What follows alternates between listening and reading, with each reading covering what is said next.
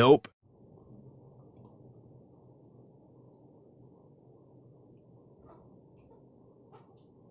Hello दोस्तों, कैसे हैं आप लोग।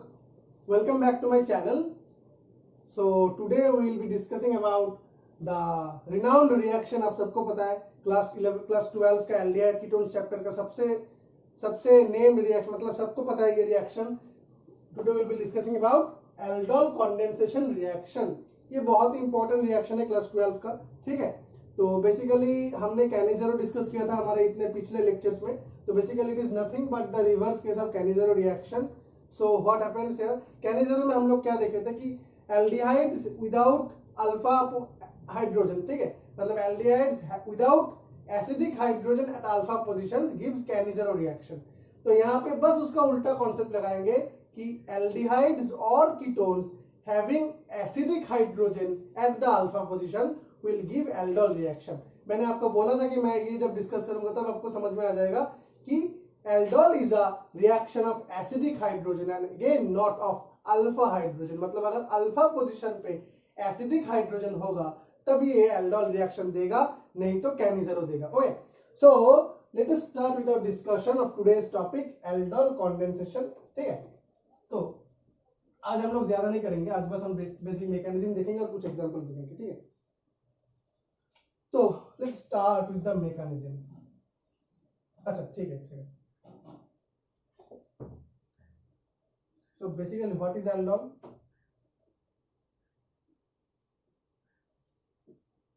एल्डिहाइड्स और ketones having acidic hydrogen at alpha position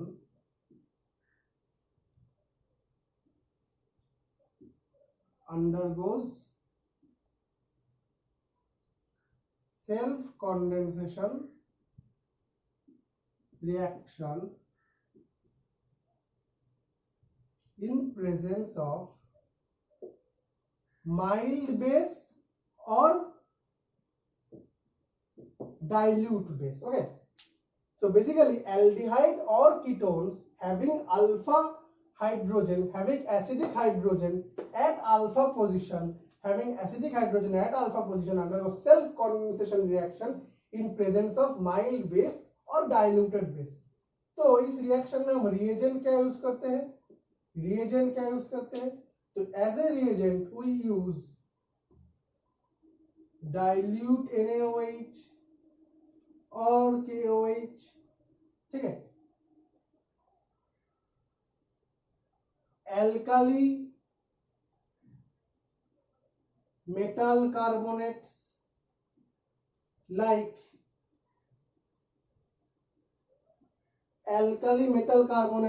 Na2CO3,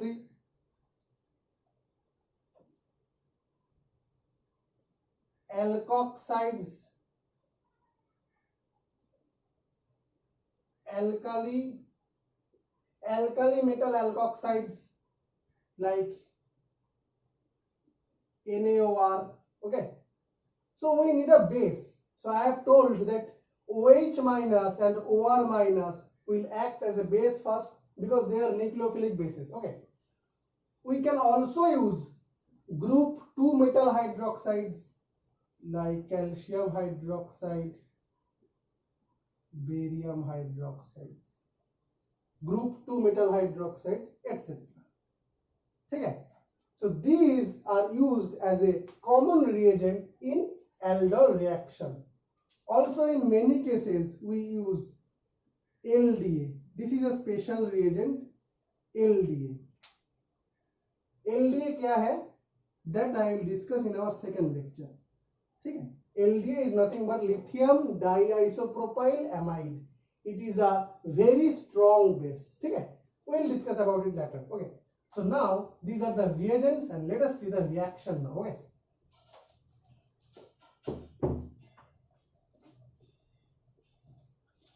so what is, so let us see the reaction now। let us take the simple aldehyde having alpha hydrogens। what is this? acetaldehyde। हमने क्या लिया? acetaldehyde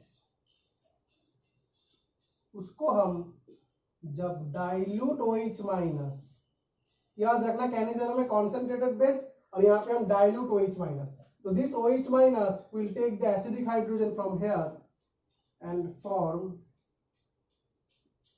this. Now this is resonance stabilized. This is resonance stabilized. Okay, so this is a enolate, this is a enolate, so these two exist as a resonance hybrid. Now in the second step the self condensation will take place. This is also a reversible step. अब हमारे पास medium में और भी acetaldehyde है. अब the first step was an acid base reaction.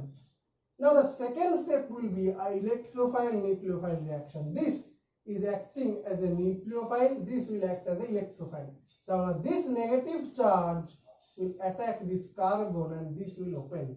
Okay, this negative charge will attack this carbon because carbon is nucleophilic, उसके पास del plus, carbon is electrophilic, उसके पास del plus charge है, और ये जो कार्बन आयन है it will act as a nucleophile and will attack a same molecule and other molecule of acetaldehyde. Okay, तो जो product बन जाएगा वो क्या बनेगा?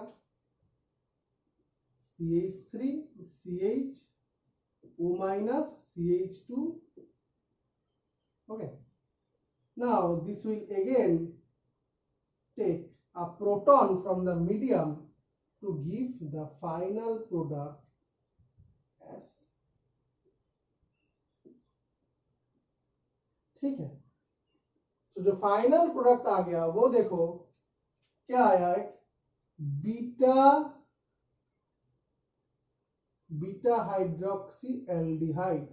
जो फाइनल प्रोडक्ट आया it is nothing but alpha and beta hydroxy aldehyde. इसको हम क्या बोलते हैं? एल्डोल. एल्डोल क्यों? Here we have both the aldehyde group and the alcohol group.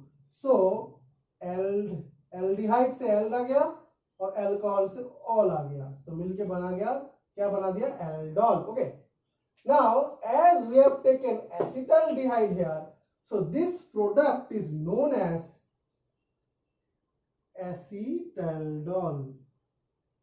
This product is known as acetaldol. Okay, mechanism पूरा समझ में आ गया. अब एक चीज जो ध्यान में रखना है, देखो यहाँ पे this is existing as two canonical forms. अब देखो हमने अटैक किससे कराया? फर्स्ट फॉर्म को अटैक कराया है ना, फर्स्ट फॉर्म को अटैक कराया. देखो दिस फॉर्म इज अटैकिंग. क्यों? हम O माइनस को क्यों नहीं अटैक कराया? दिस फॉर्म को क्यों नहीं अटैक कराया? न्यूक्लियोफिलिसिटी किसका ज्यादा है? Nucleophilicity of C minus greater than O minus. Nucleophilicity of C minus is greater than O minus because electronegativity of carbon is less than oxygen. So carbon has less tendency to hold the negative charge or to hold the lone pair of electron than oxygen. So carbon will easily attack. So basically हम लोग ऐसे भी बोल सकते हैं कि this O minus is dropping and this pi bond फिर जाके अटैक कर रहे हैं. हम ऐसे भी बोल सकते हैं. अगर हम बोलेंगे कि इनोलेट अटैक कर रहे हैं, देखो बहुत सारे बुक्स में लिखा हुआ है द इनोलेट अटैक्स. तो कभी क्लासेस में, स्कूल्स में टीचर्स ऐसे भी दिखाते हैं कि this O minus is dropping and this pi bond attacks this one. So this two are same. Okay, nothing different. So this is a method of representation, और कुछ भी नहीं है. ठीक है, बेसिकली ये पूरा मैकेनिज्म क्लियर हो गया. ठीक है, हमारे पास जो प्रोडक्ट बन गया, देखो ये था एक species, this is combining with another species to give the aldol condensation product that is beta hydroxy aldehyde. Okay, पूरा क्लियर हो गया.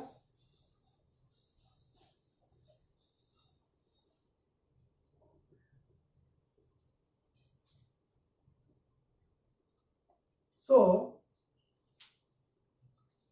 वी हैव, हमारे पास क्या क्या था? ये कार्बन आयन था एंड एक और स्पीसीज जिसको वो अटैक कर रहा था, दूसरे मॉलिक्यूल ऑफ एसिटाल्डिहाइड था. तो इसको हम क्या बोलेंगे? सिंपली कार्बन आयन बोलेंगे, या फिर न्यूक्लियोफाइल बोलेंगे. एंड कार्बन आयन को जो एक्सेप्ट करता है, मतलब कार्बन आयन जिस स्पीसीज को एक्सेप्ट करता है उसको हम क्या बोलेंगे, carbanion acceptor. Okay, carbanion acceptor. ठीक है, अब देखो the tendency of this attack depends upon two factors.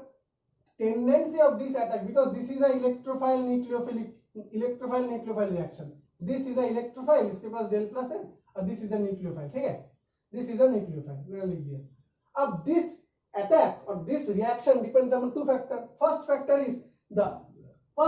is the reactivity of the aldehyde. ठीक है, so now the reactivity of the aldehyde is decided by del plus charge on the carbon. Okay, जितना ज्यादा del plus यहाँ पे होगा उतना इसका reactivity decrease increase हो जाएगा। ओके, जितना ज्यादा डेल प्लस उतना ज्यादा रिएक्टिविटी। अब the second thing is the reactivity of the nucleophile.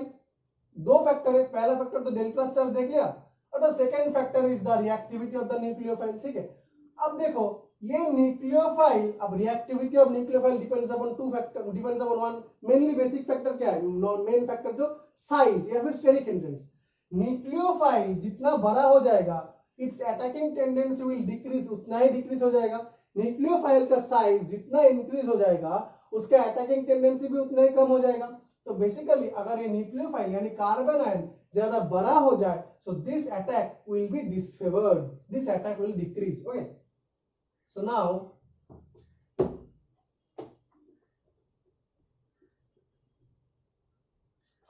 let us see what happens with the ketone। ठीक है, अगर हमने ये ले लिया,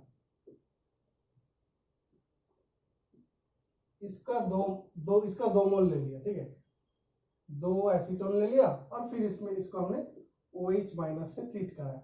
तो जो फर्स्ट स्टेप था वो तो सबको पता है, ये बनेगा फर्स्ट स्टेप में, एंड जो अगला स्टेप था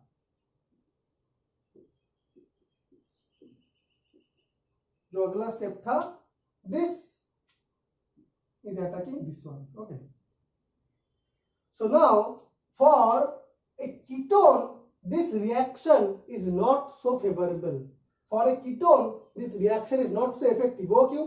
देखो फर्स्ट पॉइंट तो इसका जो डेल प्लस है वो डिक्रीज हो गया एल्डिहाइड से, because of the plus I effect of दो मिथाइल ग्रुप। पहला फैक्टर तो ये है, इसका जो डेल प्लस चार्ज था वो डिक्रीज हो गया।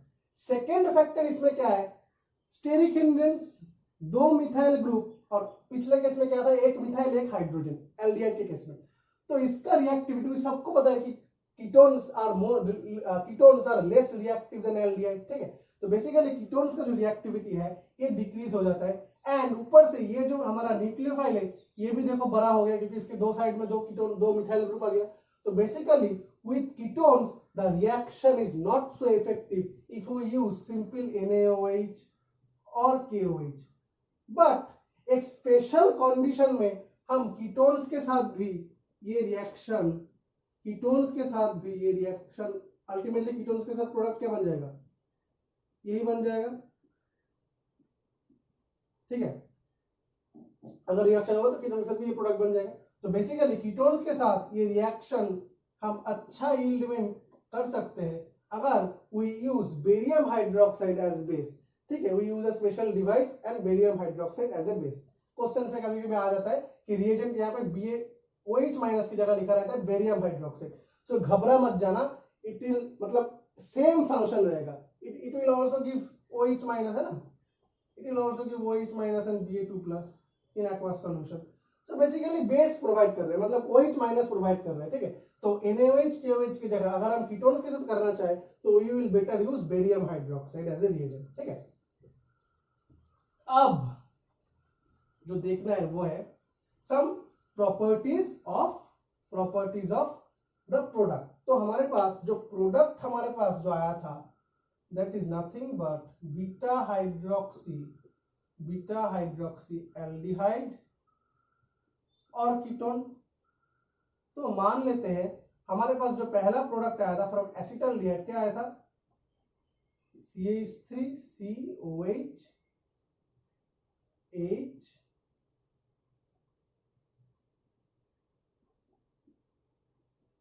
यही आया था, एसिटाल्डोल। ठीक है, एसिटाल्डोल। अब देखो this product can be easily dehydrated. This product can be easily dehydrated. This product can be easily dehydrated by simply applying heat. By simply applying heat. अगर हम simply heat apply करता है तो this H2O molecule will get eliminated. यहाँ से H2O निकल जाएगा और हमारे पास जो फाइनल प्रोडक्ट आ जाएगा CH3CH double bond CH. Now this product is more stable than this one because of this resonance.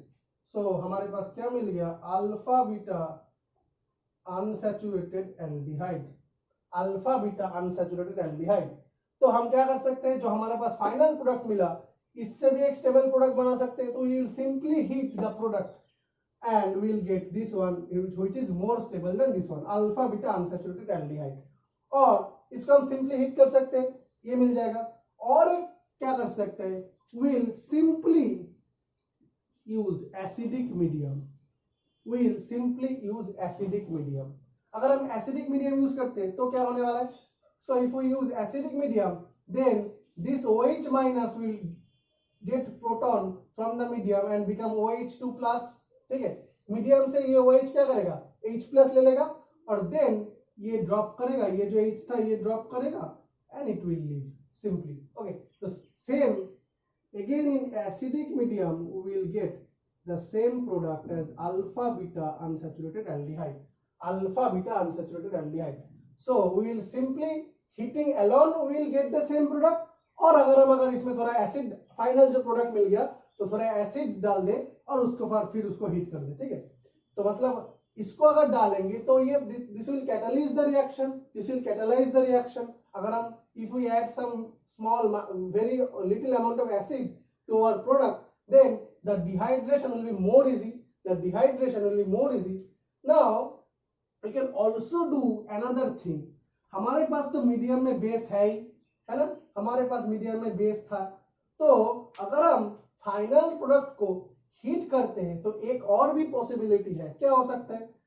तो मीडियम में बेस है, बेस क्या करेगा, हमारे पास ये था CH3CHOH CHH और CHO. हमारे पास मीडियम में बेस था और अगर हम हीट करते हैं मतलब सिंपली तो बेस क्या करेगा, दिस ये प्रोटॉन को ले लेगा. मतलब this hydrogen is acidic because देखो ये क्या है, हमारा अल्फा पोजीशन पे एल्डिहाइड का जो हाइड्रोजन है, alpha hydrogen is always acidic aldehyde के केस में. और ऊपर से this hydrogen is even more acidic because this oxygen has a minus I effect. Oxygen के माइनस आई के कारण oxygen has a minus I effect. Oxygen के माइनस आई के लिए दिस कार्बन के पास डेल प्लस आया और दिस कार्बन के पास, क्योंकि इस कार्बन के पास डेल प्लस आया, ये कार्बन इससे अपना इलेक्ट्रॉन डेंसिटी खींचेगा, इसके पास भी एक डेल प्लस आया और इसके कारण इसके ऊपर भी ये इसके डेल प्लस आने के लिए ये भी हाइड्रोजन से इलेक्ट्रॉन खींचेगा तो इसके पास भी डेल प्लस आ गया. ठीक है, तो basically this hydrogen is even more acidic then simply in case of aldehyde. Okay, तो अगर ये बेस इस हाइड्रोजन को लेता है तो हमारे पास क्या बन जाएगा, CHOH CH minus and CHO. Now this minus will simply drop and this will eliminate.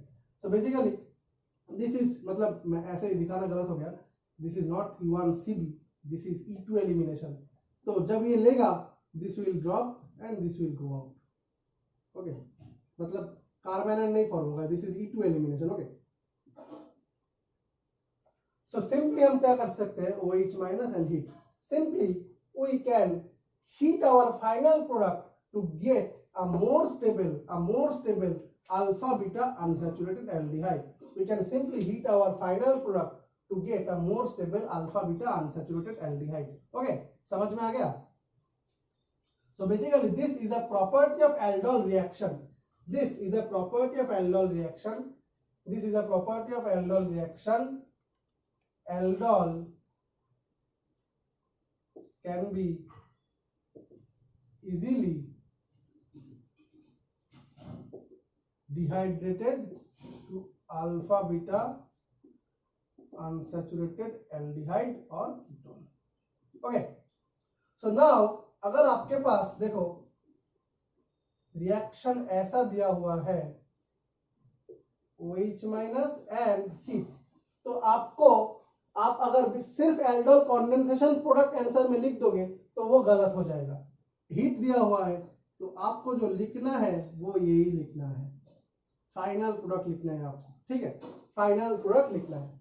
तो बेसिकली क्वेश्चन में ज्यादातर केसेस में हीट दिया होता मतलब हीट जो है ना वो दिया होता है, पहले से दिया होता है।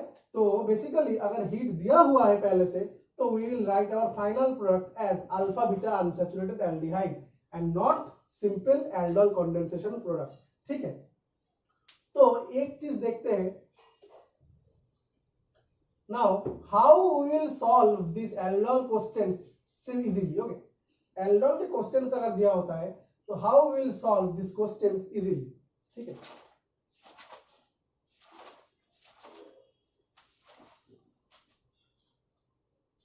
तो हमारे पास अगर ये आपके क्वेश्चन में दिया होता है कि OH माइनस एंड हीट, क्या डायरेक्टली आप क्वेश्चन में आप जब एग्जाम में करोगे तब इतना ज्यादा मैकेनिज्म करके नहीं करोगे, टाइम वेस्ट हो जाएगा।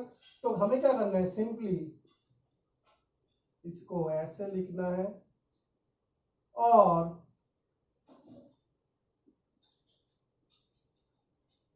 दो मॉलिक्यूल को ऐसे साइड बाय साइड लिखना है। देखो ये भी एक एसिटाल्डिहाइड है, ये भी एसिटाल्डिहाइड है, हमने H2 को अलग से लिख दिया। तो बेसिकली हमें क्या करना है, we have to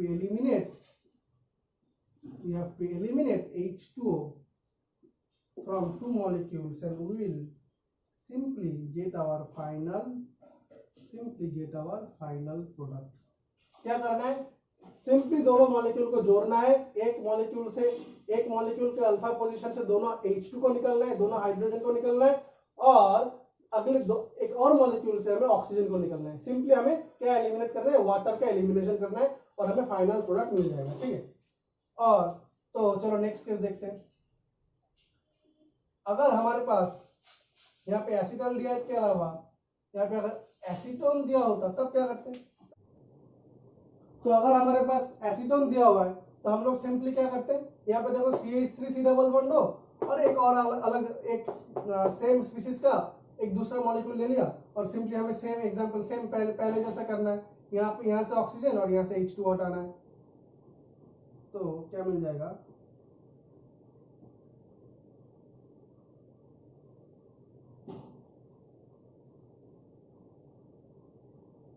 ठीक है, this will be our final product, ठीक है। शॉर्टकट समझ में आ गया, शॉर्टकट कैसे करना है, दोनों मॉलिक्यूल को जोड़ना है, एक मॉलिक्यूल का अल्फा पोजीशन से दोनों H2 निकालना है और दूसरे मॉलिक्यूल से ऑक्सीजन निकालना है, okay. So now let us see this one.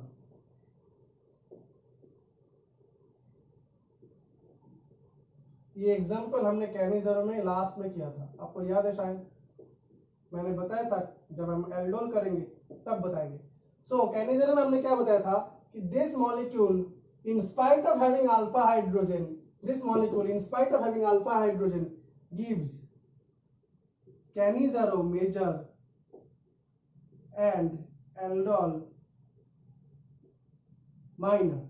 वो क्यों, फर्स्ट रीजन जो मैंने आप सबको बताया था कि after this OH minus takes this acidic hydrogen, अगर ये अल्फा हाइड्रोजन मतलब जो यहाँ पे हाइड्रोजन है उसको लेता है, we are having this kind of a carbanion और कॉन्जुगेट बेस।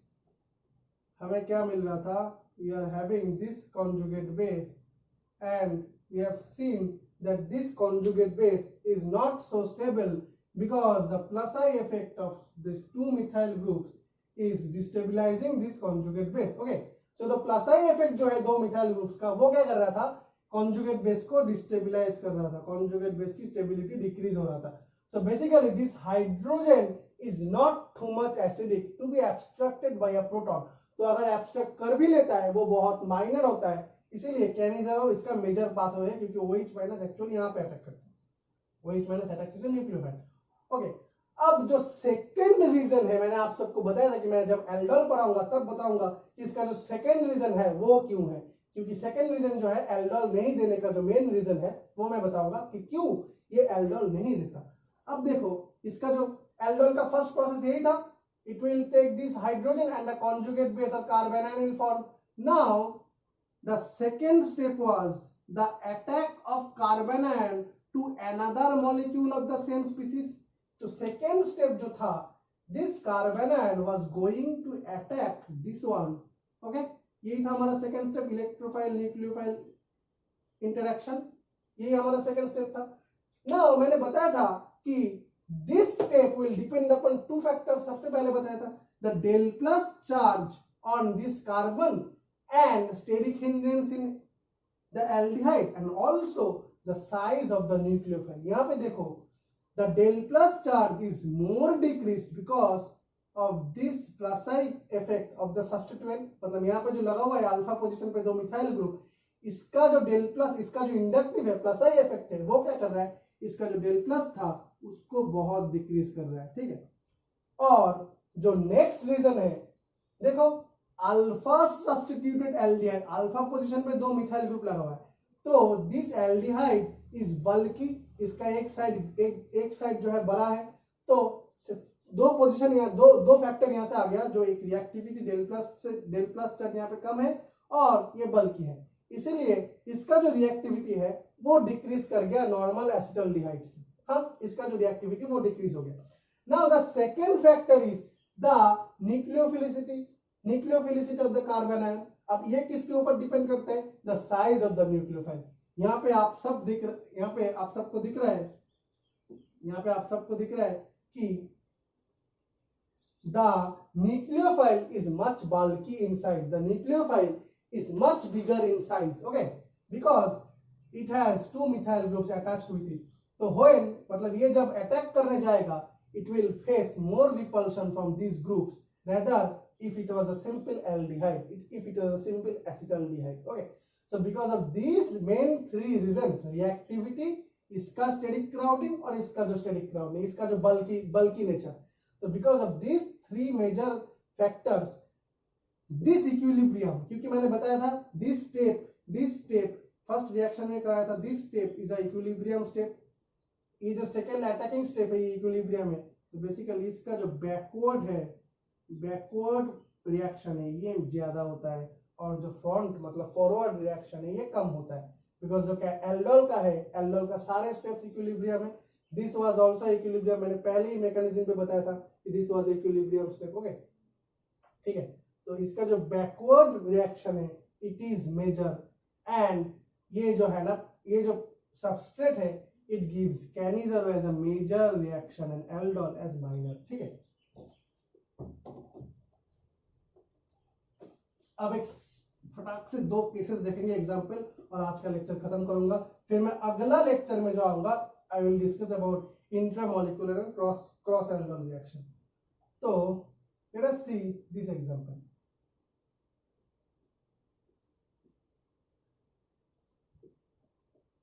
ठीक है. यहाँ पे हमने क्या लिया, एक एसिड क्लोराइड, ये क्या है, एसिड डेरिवेटिव, हमने क्या लिया एसिड क्लोराइड. अब देखो तो पता है यहाँ पे क्या है, एसिडिक हाइड्रोजन है. ठीक है, सबको पता है कि अल्फा हाइड्रोजन एल्डोल में क्या होता है, अल्फा हाइड्रोजन इज एसिडिक. ठीक है, मतलब सबको पता है. चलो देखते हैं क्या ये सच में एसिडिक है. तो अगर ये जो प्रोटॉन, ये जो बेस है, ये अगर यहाँ से एक हाइड्रोजन लेता है तो हमारे पास क्या बन जाएगा, ये बन जाएगा. अब कहानी देखो, क्लोरीन के पास क्या है, क्लोरीन के पास लोन पेयर्स है, क्लोरीन के पास लोन पेयर्स है. तो first point was chlorine has क्या, chlorine has strong minus I effect. तो इसका जो डेल प्लस था वो बहुत बढ़ गया बिकॉज ऑफ दिस क्लोरीन का स्ट्रॉन्ग माइनस आई इफेक्ट. ठीक है, लेकिन हम सबको ये भी पता है कि acid halides are in conjugation with the carbonyl. Chlorine का जो लोन पेयर है वो रेजोनेंस नहीं करता, ये तो नहीं है, उसका माइनस आई ज्यादा है. लेकिन क्लोरीन के साथ अगर कोई डबल बॉन्डेड सिस्टम है and it is in conjugation तो ऑब्वियसली वो रेजोनेंस दिखाएगा. ठीक है, इसका जो है 3p में है और इसका जो है 2p है. तो 3p 2p overlap is not good but it can happen because हम देखेंगे बेंजीन में अगर क्लोरीन सब्स्टिट्यूएंट लगा हुआ है तो it is ortho para directors because of the overlap between 2p and 3p orbital. तो 2p एंड 3p ऑर्बिटल के बीच ओवरलैप तो होता है. तो बेसिकली इसका भी रेजोनेंस होता है और इसका भी रेजोनेंस होता है, ठीक है, ऐसे। और आप सबको पता है there is a most important term which is known as cross conjugation. ये क्रॉस कॉन्जुगेशन क्या होता है? जब दोनों सेम साइड, दोनों अपोजिट साइड से इलेक्ट्रॉन अप्रोच करते हैं वाया रेजोनेंस, दोनों अपोजिट साइड से जब इलेक्ट्रॉन अप्रोच करते हैं via resonance, so there is a huge repulsion between the approaching electron cloud, and this huge inter-electronic repulsion destabilizes this conjugate base, destabilizes इसका stability, इसका जो स्टेबिलिटी है वो बहुत बहुत डिक्रीज कर जाता है because of this cross conjugation. अब सब लोग देखोगे बिकॉज ऑफ दिस क्रॉस, अब सबको पता है ना क्रॉस कॉन्जुगेशन क्या होता है। क्रॉस कॉन्जुगेशन की वजह से स्टेबिलिटी डिक्रीज हो जाती है, स्टेबिलिटी घट जाती है। Okay, so basically because of this cross conjugation this hydrogen is not acidic। अगर ये हाइड्रोजन एसिडिक होता तो ये बनता, और अगर ये बन जाता तो ये स्पीसीज बहुत अनस्टेबल होता, इसका एनर्जी बहुत हाई हो जाता। तो ये जो है हाइड्रोजन, ये क्या है? एसिडिक नहीं है। OH minus will not take this hydrogen in this case. तो बेसिकली यहाँ पे एसिड बेस रिएक्शन नहीं होता है, and OH minus attack this carbonyl, OH minus attacks this carbonyl because carbonyl carbon का डेल प्लस बहुत ज्यादा है बिकॉज ऑफ क्लोरीन का स्ट्रॉन्ग माइनस है इफेक्ट। और ये जब होगा this will open up, this will again regenerate, drop down, and chlorine being a good living group will easily leave the species। तो हमारे पास जो सिंपल प्रोडक्ट बन जाएगा वो ये बन जाएगा, ठीक है। Chlorine being a very good living group will leave। हम सबको पता है कि हैलोजन डेरिवेटिव में x माइनस x जो लगा रहता है, मान लो R C double bond x, this x except fluorine, except F minus, all other x minus are relatively good and stable living group, ठीक है, are all relatively good and stable living group, ठीक है। तो basically अगर हम एक acid chloride देंगे और उसके ऊपर हम OH माइनस देंगे तो simply OH will attack nucleophilically, मतलब इसका जो होगा न्यूक्लियोफिलिक अटैक होगा, एसिड बेस रिएक्शन नहीं होगा because of this factor, and simply we will get Cl minus as a leaving group and we will get acidic acid simply. Okay, अब अगला example देखते हैं, ठीक है। ये हमारा लास्ट एग्जांपल होगा। तो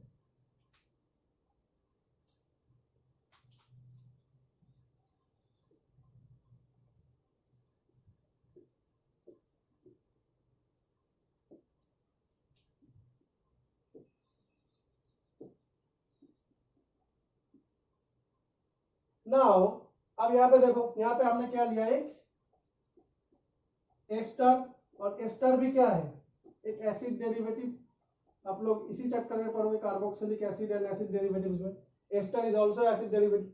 तो सिंपली अगर OH minus acid base attack, acid base reaction करता है, then we'll again get this kind of conjugate base, now हम सबको पता है कि एस्टर्स आर रेजोनेंस स्टेबिलाइज, मतलब इसके पास जो दो ऑक्सीजन के पास दो लोन पेयर है, it is in conjugation with the double bond, and similarly इसका जो माइनस चार्ज है ये भी कॉन्जुगेशन में। तो सेम केस यहाँ पे आ गया, अगेन क्रॉस कॉन्जुगेशन, अगेन क्या आ गया? Cross conjugation. और इसका जो स्टेबिलिटी था सिमिलरली पिछली बार की तरह बहुत डिक्रीज हो गया। Okay, so similarly again in this case also this alpha hydrogen is not acidic, and OH minus will simply give nucleophilic attack, and ये खुल जाएगा, ये फिर से नीचे आ जाएगा, मतलब ड्रॉप करेगा, and we have a better living group than this one। हमारे पास जो है OET minus is a relatively good leaving group, मतलब बैड लिविंग ग्रुप है पता है, लेकिन एसिड डेरिवेटिव्स में जो OR है, OR minus acid derivative case में is a relatively good leaving group, ठीक है। तो इस केस से तो अच्छा है, इसमें जितना एनर्जी हाई हो रहा था इसको लीव करने में हमें उतना एनर्जी एक्सपेंड नहीं करना पड़ रहा है, ठीक है। तो बेसिकली सिंपली हमारे पास जो प्रोडक्ट आ जाएगा CH3 अगेन CH3COH, और हमारे पास मीडियम में पानी है, ETO माइनस मीडियम से पानी लेके ETOH बना देगा, मीडियम से प्रोटॉन लेके अल्कोहल बना लेगा। और फिर अल्कोहल और एसिड, अगर हमारे पास मीडियम में एसिड तो नहीं है, अल्कोहल और एसिड अगर हम फिर से मीडियम में एसिडिक मीडियम देंगे तो अल्कोहल और एसिड मिलकर फिर से एस्टर बना देगा। दैट इज हमारा, वो तो अभी हमारा काम का नहीं है, ठीक है। तो बेसिकली यही मैं बोलना चाह रहा था, एसिड डेरिवेटिव। तो कंक्लूजन में हम क्या लिख सकते हैं, हमारा जो कंक्लूजन होगा वो क्या लिखेंगे, acids and acid derivatives, acids and acid derivative do not give aldol reaction, do not give aldol, acids and acid derivatives do not give aldol। अगर हम एक सिंपली एसिड लेंगे CH3COOH और इसके साथ बेस का रिएक्शन कराएंगे OH माइनस, तो OH माइनस थोड़ी इसको ये वाला हाइड्रोजन लेगा, OH minus will take this hydrogen because this hydrogen much more acidic than this hydrogen, ठीक है। तो acid and acid derivative will not give aldol reaction, acid and acid derivative will not give aldol reaction, ठीक है। तो आज का lecture यहाँ पे हम खत्म करते हैं। आज हमने बेसिक जो एल्डोल का मैकेनिज्म था वो डिस्कस किया, एल्डोल का रिएक्शन मैकेनिज्म डिस्कस किया, फिर हम एल्डोल का क्वेश्चन सॉल्व करने के लिए एक शॉर्टकट देखा। अगर एक एल्डोल रिएक्शन करने को देता है आपको क्वेश्चन में, आप सिंपली क्या करोगे, एक मॉलिक्यूल से अल्फा हाइड्रोजन में 2 हाइड्रोजन निकाल दोगे और दूसरे मॉलिक्यूल को ऑक्सीजन को मिला के H2O का एलिमिनेशन करोगे, सिंपली आपका डायरेक्ट प्रोडक्ट आ जाएगा। और ये तभी करना है जब आपके पास यहाँ पे हीट दिया हुआ हो। अगर आपके पास यहाँ पे मतलब OH माइनस के साथ हीट नहीं दिया हुआ है, तब आप एल्डोल जो डिहाइड्रेशन प्रोडक्ट है वो नहीं लिखोगे, आप सिंपल जो बीटा हाइड्रोक्सी एल्डिहाइड और कीटोन है वो लिखोगे। देखो आप ये ऑप्शन देख के समझ जाओगे, अगर ऑप्शन में सारे के सारे डबल बॉन्ड वाला सिस्टम है और जो एक ऑप्शन है करेक्ट वाला है, तो आपको तो पता चल गया कि all options are dehydrated one, तो we have to write the dehydrated product. और आपके ऑप्शंस में दिख रहा है कि कोई भी डबल बॉन्ड वाला सिस्टम नहीं है, सब में OH लगा हुआ है, मतलब बीटा हाइड्रोक्सी एल्डिहाइड और कीटोन लगा हुआ है, लेकिन हाइड्रोजन का जो पोजीशन है मतलब कुछ ऑप्शंस को चेंज कर दिया, तब आप समझ जाओगे कि चलो इसमें डबल बॉन्ड वाला एक भी सिस्टम नहीं है, तो हमें डिहाइड्रेशन नहीं करना है, हमें सिंपल एल्डोल कंडेंसेशन प्रोडक्ट लिखना है। तो बेसिकली ये डिपेंड करता है हीट के ऊपर। अगर हम हीट देते हैं तो डिहाइड्रेशन होगा। और अगर आपके पास कभी क्वेश्चन ऐसे भी आ सकते हैं, ठीक है, ऐसे भी कभी क्वेश्चन आते हैं, मैंने देखा है। अगर ऐसा क्वेश्चन आ जाए, आपको क्या करना है, अगर ऐसा क्वेश्चन आ जाए CH3COH OH minus H2O A and फिर हमने क्या दिया H प्लस H2, देखो ये इसमें क्या करना है, तो वही है हमने क्या किया, एसिड मीडियम में डिहाइड्रेशन किया, फर्स्ट OH माइनस देके क्या बनेगा बीटा हाइड्रोक्सी एल्डिहाइड और प्रोटॉन, और फिर अल्टीमेटली जो हमने डिहाइड्रेशन कराने के लिए एसिड दिया है, तो बेसिकली डिहाइड्रेशन करके ये प्रोडक्ट आ जाए, ठीक है। मैं यही बोलना चाह रहा था कि यहाँ पे अगर H प्लस H2O या फिर डायरेक्ट यहाँ पे हीट दिया हो तो आपको डायरेक्ट ये प्रोडक्ट लिखना है, यही मैं बोलना चाह रहा था, ठीक है। ओके, सो आज का लेक्चर हम लोग यहाँ पर खत्म करते हैं। In our next lecture, lecture 2 aldol के, हम एक इंपॉर्टेंट कॉन्सेप्ट डिस्कस करेंगे, इंट्रामोलिकुलर एल्डोल। वो हम मैकेनिज्म डिस्कस नहीं करेंगे, सिंपली आपको शॉर्टकट सिखाऊंगा कि कैसे अगर एक इंट्रामोलिकुलर रिएक्शन दिया हुआ है इंट्रामोलिकुलर एल्डोल, तो डायरेक्टली प्रोडक्ट कैसे लिखना है। We will discuss about intramolecular aldol and cross aldol reaction. Okay, so cross aldol जो है बहुत इंपॉर्टेंट है, क्योंकि जो एल्डोल रिएक्शन है ये हम 2 आइडेंटिकल एल्डिहाइड के बीच कर सकते हैं, 2 डिफरेंट एल्डिहाइड के बीच कर सकते हैं, ठीक है। 2 different aldehyde which have alpha hydrogen, मतलब दोनों के पास ये अल्फा हाइड्रोजन है, ऐसे 2 एल्डिहाइड के साथ हम क्रॉस एल्डोल करा सकते हैं, या फिर एक एल्डिहाइड और एक कीटोन के बीच करा सकते हैं। And we can also do this reaction between 2 ketones which is not very effective, but हम लोग कर सकते हैं, और अगर आपका क्वेश्चन आए तो आपको तो करना ही पड़ेगा। Okay, so we will discuss all this cases in our next lecture, and our next lecture will be the last lecture for this topic, and we will discuss further with our further topics. Okay, तो basically आज का lecture हम यहाँ पे खत्म करते हैं। तो thank you very much for watching my video. आप एक काम करना, अगर आपको एसिडिक हाइड्रोजन वगैरह में कुछ प्रॉब्लम आया हो तो आप कैनिज़रो के लेक्चर देख लेना। मैंने आपको बहुत बार बताया कि एसिडिक हाइड्रोजन होने के बाद अगर एसिडिक हाइड्रोजन अल्फा पोजीशन पे होगा तभी एल्डोल देगा। एल्डोल का रिएक्शन देखो, आपने मैं एग्जांपल दिखाया ना, यहाँ पे देखो एस्टर्स में क्या है, अल्फा पोजीशन पे हाइड्रोजन था लेकिन एल्डोल नहीं दे रहा था, ठीक है। the main condition is the hydrogen at the alpha position should be acidic. Hydrogen at the alpha position should be acidic. Okay, so आज का लेक्चर यहाँ पे खत्म करते हैं. Thank you very much for watching my video. आप लोग सब ध्यान से मेरा ये वीडियो देखना और बहुत क्वेश्चंस प्रैक्टिस करना. अगर कुछ भी डाउट वगैरह हो आप लोग कमेंट बॉक्स में जरूर लिख देना. ठीक है, thank you for watching this video. Bye bye. मिलते हैं हमारे अगले लेक्चर के साथ with intermolecular and cross aldol reaction.